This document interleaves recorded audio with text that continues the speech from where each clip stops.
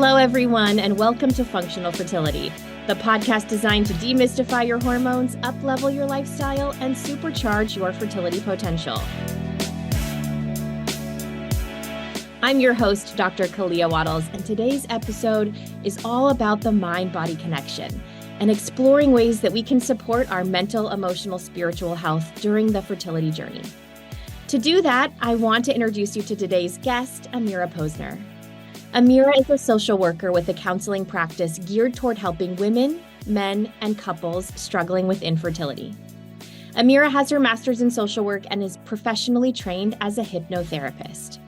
It was actually her own personal experience with secondary infertility that was the catalyst behind healing infertility. Happily, her fertility journey ended joyfully with the birth of her twins conceived through IVF, and the result of this experience encouraged Amira to dedicate herself to helping others learn how to reduce their mind-body stress and cultivate new ways of relating to their fertility experience. I have been so looking forward to this episode. Welcome, Amira. Thank you, Kalea, so much for having me. I'm so honored to be here and talk about my passion with you. Thank you. I loved when we were kind of preparing for this episode and deciding what we wanted to talk about. And you said you really wanted to focus on helping people feel hopeful and sharing success. And I think that's so important when we have this community that is struggling with fertility, and there's so much of an emotional toll that could come up, but having support from people like you and having community and having all of these tools that we'll talk about, I think is so powerful as we navigate these challenges. So Amira, your passion for this work was really born out of your own experience and your own fertility journey. And I thought it would be helpful to start today's episode learning a little bit more about how you found yourself in need of some mind-body support and how you incorporated those tools into your own fertility path. So my journey was about 13 years ago, and it was honestly, Kalea, one of the most difficult experiences of my life. And I was in the depths of my despair when I learned that IVF was our only option. And I didn't really know how to process it. And it turned out our journey was actually very successful. And we had a very happy ending. And I knew when I was going through it that if I make it out alive, which I did, that it would be my work to help others also get through it. And that's essentially what happened.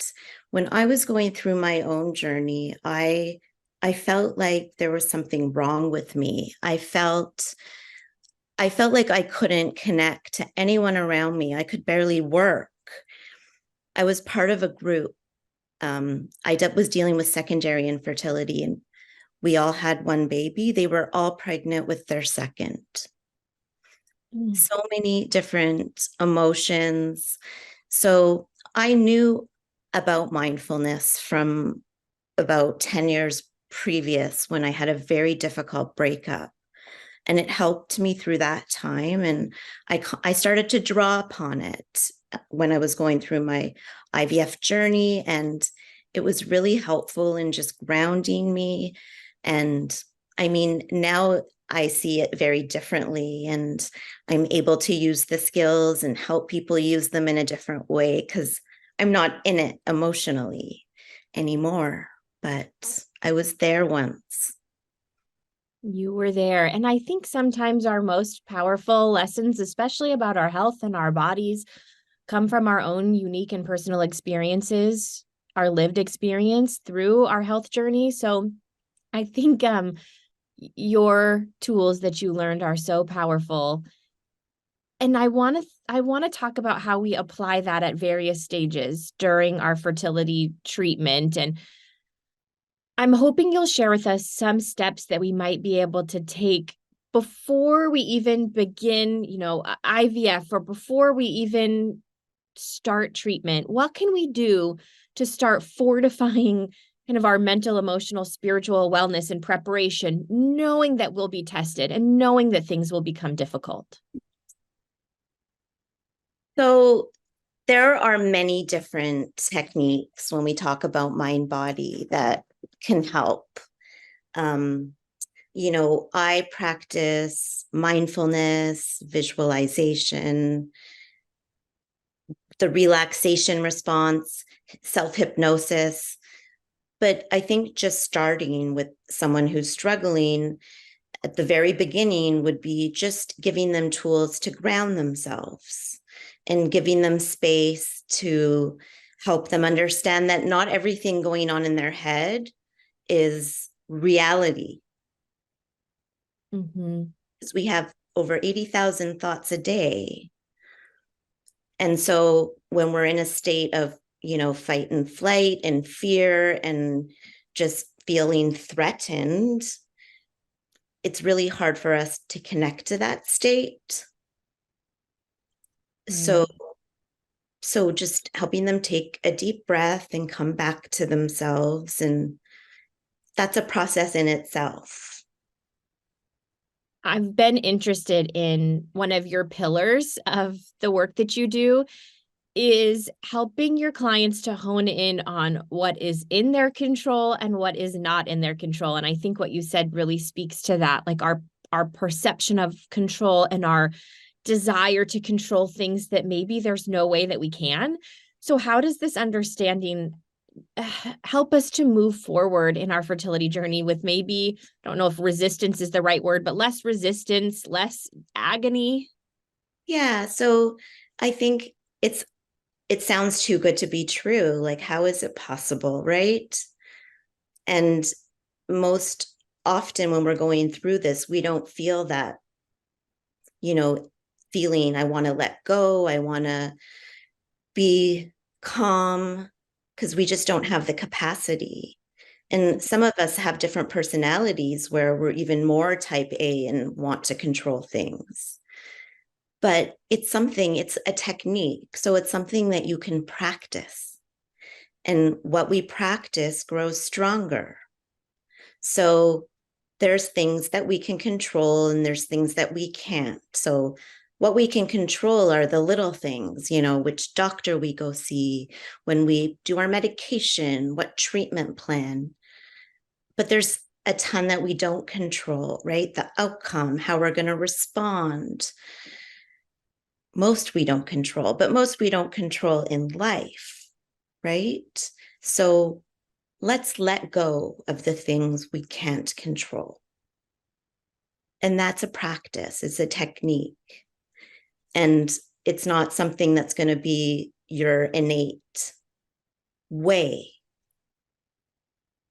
How relieving, though, to be able to. Uh, I read, I'm sure that this is everywhere, but this whole concept of it's not giving up, it's giving over. Not giving it up, it's giving it over, like giving it over to whatever, a higher power or just the universe or whatever it feels right for you, so that it's not defeat, but it's exactly what you're saying. Let me focus on the things that I can control, and the rest, I'll surrender that a bit. Yeah. And trust and acknowledge that it's difficult and that I can't control it. And well, what else can I do to help myself feel the anxiety associated with it once I let it go? Mm-hmm, mm-hmm. I've seen you talk about bridging hope with acceptance. And I really was thinking about that because it reminds me of holding these dualities, like when patients tell me they're cautiously optimistic.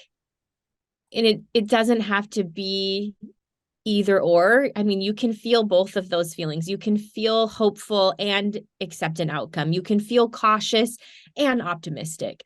So when you talk about this bridge between hope and acceptance, what does that mean? What does that mean to you, and how do you talk about that with your clients? Yeah, it's I really like just the phrase, just as you described it. And I don't think it's helpful to go through this journey without hope. Mm-hmm. And when I use the term acceptance, I don't necessarily mean acceptance about like an outcome, even if it's not something you like, but I mean just accepting where you're at, right? And it's almost like waves, or it can be described as a roller coaster. And there's hopeful times and acceptance times of more acceptance, and just knowing that oscillation. Mm-hmm. And When you're working with couples, do you sometimes find that they're at different points in their spectrum of hope and acceptance and at some point have to find a bit of a common ground when they're riding different parts of the roller coaster? yeah, that's not an uncommon scenario because we're all different people and it's very different. Working with couples, oftentimes with heterosexual couples, generally speaking, the male counterpart has more resilience and has more optimism. And that I think is for a number of reasons, even going to like they don't have the medication and they're not the ones whose bodies are going through it. But I actually think that's a gift because I have seen the scenario where both partners are not doing well, and it's it's more difficult, right? So if one has more strength and stability, then let's use that to help the other one. Right. What about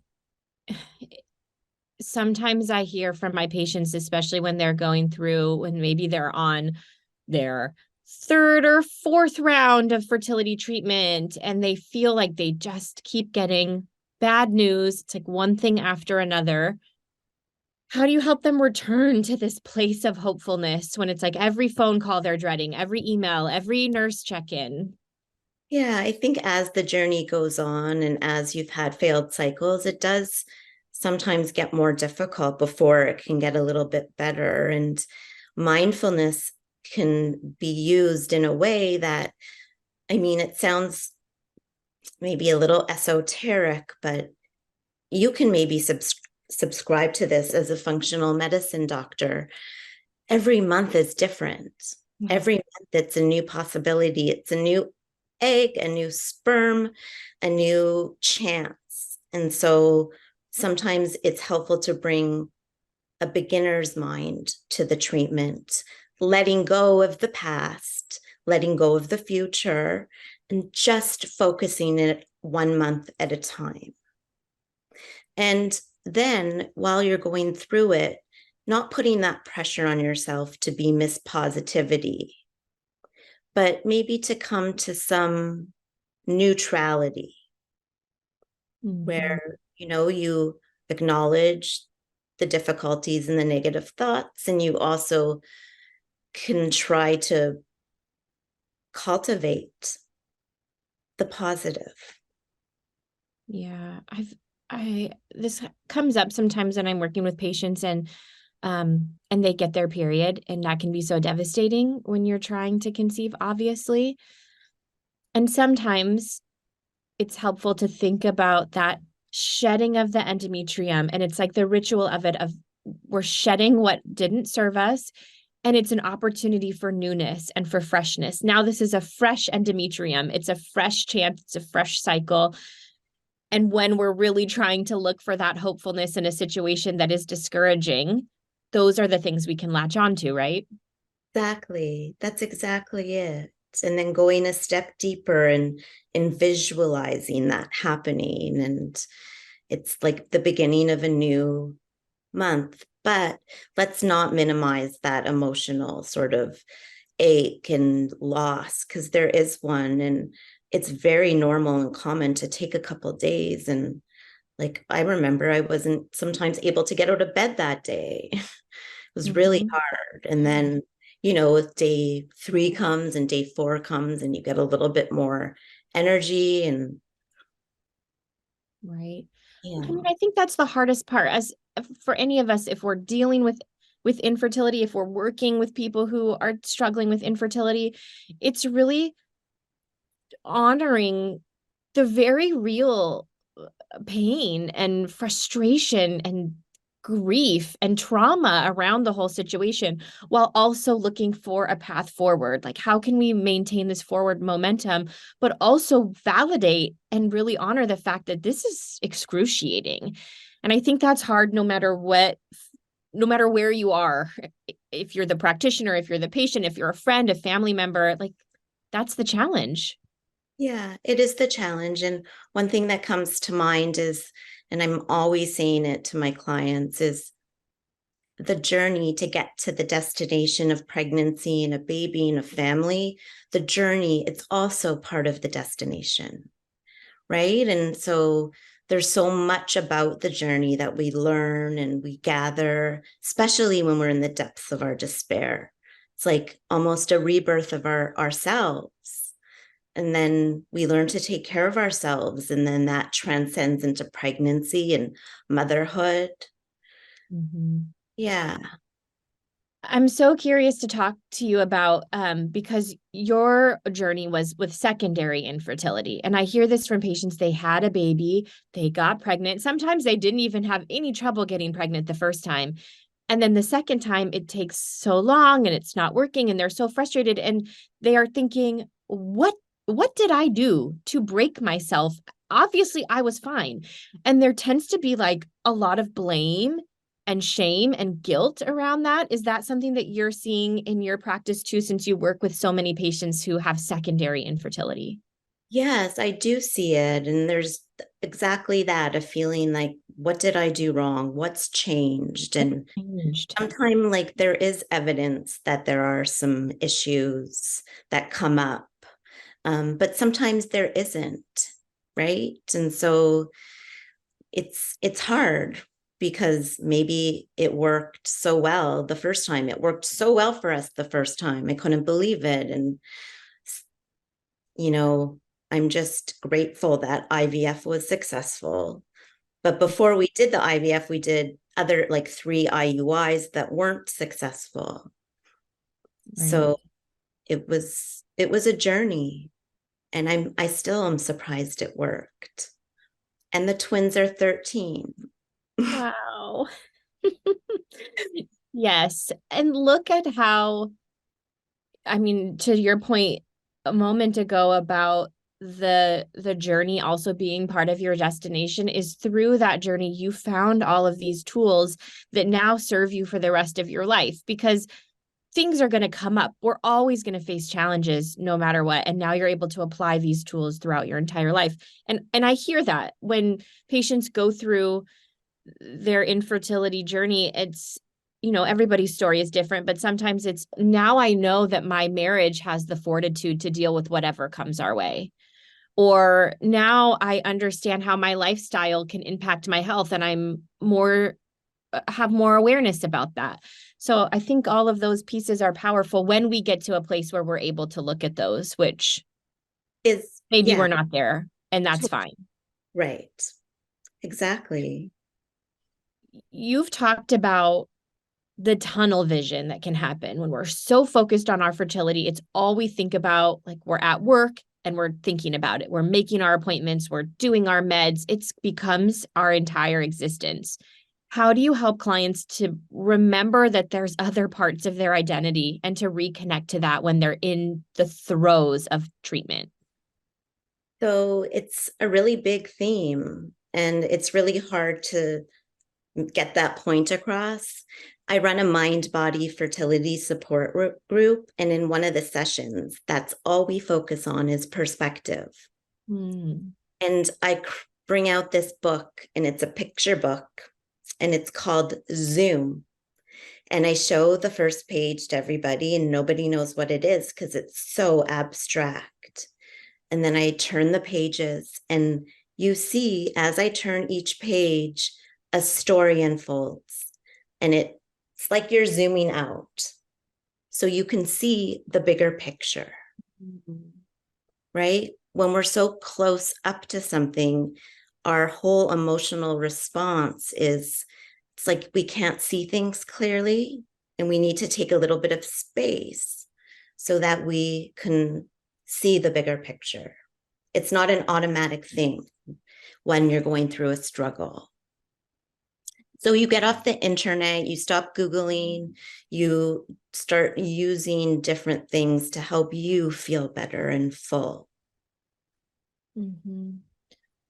I think it's so important that we um, have some lightheartedness when going through such a tough experience.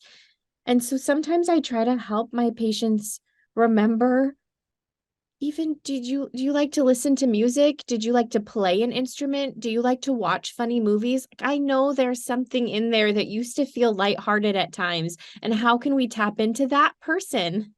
Yeah. When I was running my group at Mount Sinai Hospital, we had a session where I would bring in a laughing yoga instructor, and we would spend 45 minutes following her laughter and just evoking this feeling like when you laugh so hard that you forget your problems for those minutes, and just to see the smile and energy on everybody's face. And it's healing. Laughter is a medicine. Being lighthearted with things can be helpful. So helpful. And I know you have a lot of experience facilitating fertility groups. And I wanted to get your perspective. I think when we're dealing with infertility, there is a sense of isolation.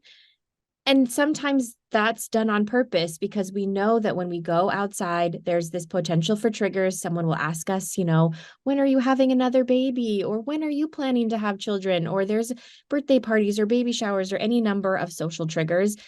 But how do you find that when your clients are in these built-in communities, that actually helps with their processing? It really helps with their processing, because oftentimes when we do talk about everything that's going on and the feelings of shame and isolation, those feelings diminish. And we can see others who are struggling with the same struggle, and we can look at them with more compassion. And then sometimes that reverberates back to ourselves.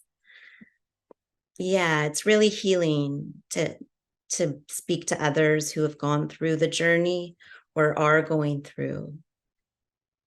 And I'm sure that when you're in that setting, like these support networks are so strong because of the fact that what you're dealing with is so emotionally loaded. And then you have this probably a friend for a long time that sees you through many stages of your experience. And so I think that's something that I'm hoping to bring into my world and my practice is more community support, because I know that that's really powerful. And speaking of strong emotions, I think we have to bring in the concept of anger into this conversation, because it's so natural for anger to surface, like anger at ourselves, at our bodies, maybe at our partner.